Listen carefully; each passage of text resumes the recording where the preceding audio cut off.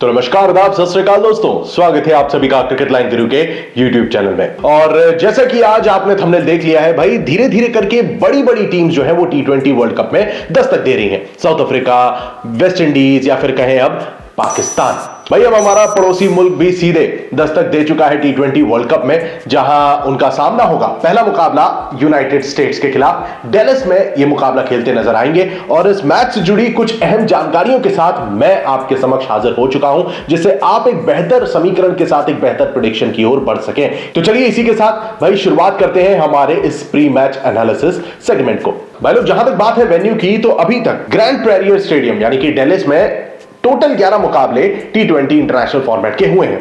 8 matches पहले बल्लेबाजी करते हुए और 3 मुकाबले सेकंड बैटिंग करने वाली टीम के नाम रहे हैं। एवरेज स्कोर 166 का नजर आता है यहां पर। भाई चाहे यूनाइटेड स्टेट्स हो या फिर कनाडा, दोनों ने ही 190 प्लस ठोक दिए थे। अब अगर ऐसे में पाकिस्तान बल्लेबाजी करती है तो हम एक्सपेक्ट करेंगे कि यहां पर 200 पार रन लगे, considering the batting lineup of Pakistan. हालांकि यूएस के पास भी भाई दमखम है, वो हम सभी ने देखा। क्रिस गेल के रिकॉर्ड की बराबरी कर दी है ये एरन जोन्स ने। तो भाई बल्लेबाजी में तो दम नजर आता है यूनाइटेड स्टेट्स के भी। हालांकि इस बल्लेबाजी को काउंटर करने के लिए भाई पाकिस्तान का वर्ल्ड फेमस बॉलिंग अटैक मौजूद है। अब इस बारे में आपका क्या ओपिनियन है कमेंट सेक्शन में जरूर बताइएगा। फिलहाल के लिए हम आगे बढ़ते हैं और वेन्यू पर फोकस करते हैं। भाई हाईएस्ट स्कोर यहां पर फ्रांसिस्को यूनिकॉर्न्स ने बनाया है 215 रन, और लोएस्ट स्कोर रहा है लॉस एंजलिस नाइट राइडर्स का 50 रन।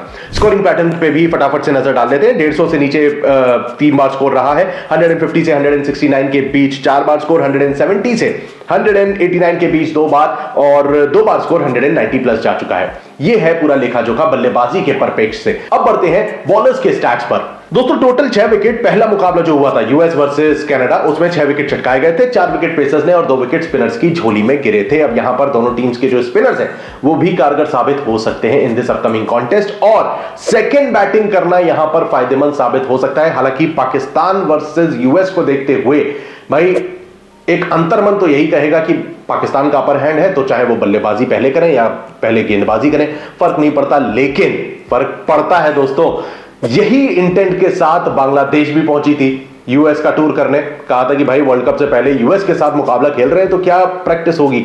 लेकिन भाई धोबी पछाड़ दिया था यूनाइटेड स्टेट्स ने, लगातार 2 मुकाबले हराए थे। भाई यहां पर किसी को कम समझने की जरूरत नहीं है, ये फॉर्मेट ही ऐसा है। 1 ओवर में पूरा का पूरा गेम चेंज हो सकता है, और यही हमने भाई ये नामीबिया ओमान में भी देखा था किस तरीके से भाई सुपर ओवर में मैच पलट गया। जहां नामीबिया 3 ओवरों में 18 रन नहीं बना पा रही थी, वो 1 ओवर में 21 रन ठोक देती है। तो भाई कहने का मतलब मेरा यही है कि यूनाइटेड स्टेट्स जब सामने होगी तो पाकिस्तान को कम आंकना नहीं चाहिए। अपना वो जो कैरिड अवे हो जाते हैं ना, वो नहीं होना है। हालांकि इसकी बात अब हम करते हैं अपने टीम एनालिसिस में, जहां यूनाइटेड स्टेट्स की अगर मैं बात करूं तो Stephen Taylor, Monank Patel, Andries Gous, Aaron Jones, यही 4 बल्लेबाज के इर्द गिर्द घूमेगी पूरी यूनाइटेड स्टेट्स की बल्लेबाजी। जिसके बाद अगर आप देखें तो आते हैं नीतीश कुमार, कोरी एंडरसन, हरमीत सिंह, शेडली, जसदीप, अली खान और सौरभ नेत्रवलकर। अब इस लाइनअप में भाई नीचे जो खिलाड़ी आपको नजर आ रहे हैं, कोरी एंडरसन, हरमीत सिंह, ये 2 खिलाड़ी गेंदबाजी के पॉइंट ऑफ व्यू से काफी अहम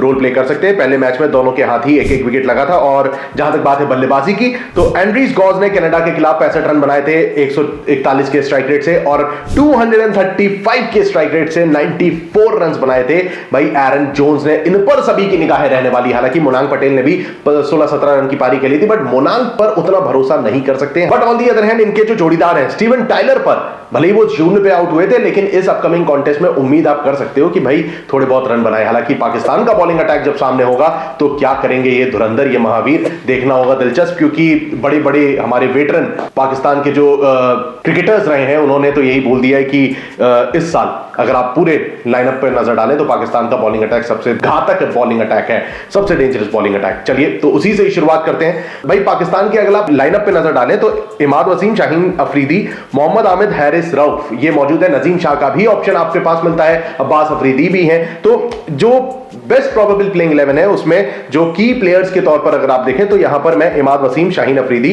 मोहम्मद आमिर और हारिस रऊफ को लेना जरूर चाहूंगा। अब इसमें शाहीन ने 66 मैचेस में 91 विकेट चटकाए हैं, इकोनॉमी रही है 7.7।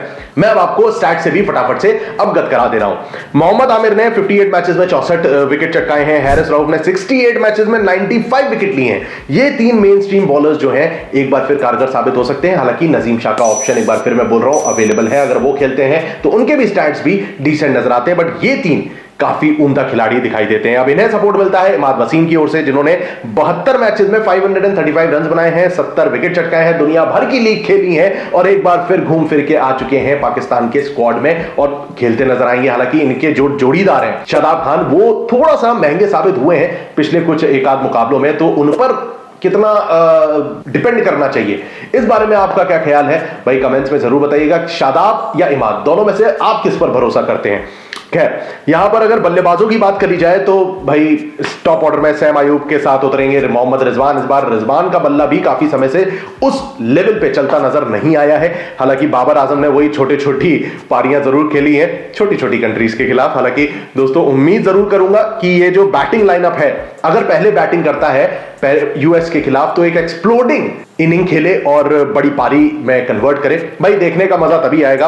तो यहां पर अगर आप देखें तो आपको क्या लगता है कौन से ऐसे बल्लेबाज रहेंगे जो अच्छा प्रदर्शन कर सकते हैं पाकिस्तान की ओर से या फिर यूएस की ओर से? कमेंट सेक्शन में आप जरूर बताइएगा। फिलहाल जाते जाते मैं स्टैट्स एक बार और बल्लेबाजों के बता दूं। फखर जमान ने 88 मैचेस में 1815 रन बनाए हैं, स्ट्राइक रेट रहा है 133 का। स्ट्राइक रेट के मामले में कोई भी बल्लेबाज आपको 140 पार करता नजर नहीं आएगा, चाहे वो फखर हो या फिर बाबर आजम, मोहम्मद रिजवान या फिर सैम अयूब, कोई भी बल्लेबाज। ये इवन अगर आप देखो तो यहां पे सेलेक्ट करना चाहो तो आप आजम खान को सेलेक्ट कर सकते हो, इफ्तिकार अहमद भी मौजूद हैं। ये सारे ऐसे एक्सप्लोसिव बल्लेबाज हैं, बट कितना कारगर साबित होते हैं ये देखना होगा दिलचस्प। अब यहां पर दोस्तों चलते चलते फाइनल कंक्लूजन की अगर मैं बात करूं तो डेफिनेटली पाकिस्तान का अपर हैंड है, जीतने के प्रबल दावेदार हैं, लेकिन क्या यूनाइटेड स्टेट्स चैलेंज पुटअप कर सकता है?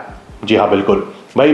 गेंदबाजी थोड़ी सी इनकी ढुलपुल जरूर रही है जिसका फायदा बल्लेबाज उठा सकते हैं, बट कहीं ना कहीं भाई मेहनत मशक्कत जद्दोजहद करता यूएस जरूर नजर आ सकता है अगेंस्ट पाकिस्तान। भाई अपने ओपिनियन दोस्तों कमेंट सेक्शन में जरूर दीजिएगा और उम्मीद करता हूं कि इन सभी स्टैट्स को ध्यान में रखते हुए अपनी क्रिकेटिंग नॉलेज का इस्तेमाल करते हुए आप एक बेहतर प्रेडिक्शन की ओर बढ़े, यही मेरी कामना है। तो इसी के साथ वीडियो इंफॉर्मेटिव लगे तो इसे लाइक जरूर करिएगा और चैनल को सब्सक्राइब करना ना भूलें। अगर आप पहली दफे इस चैनल पर आ रहे हैं तो do subscribe cricket line Guru and press the bell icon.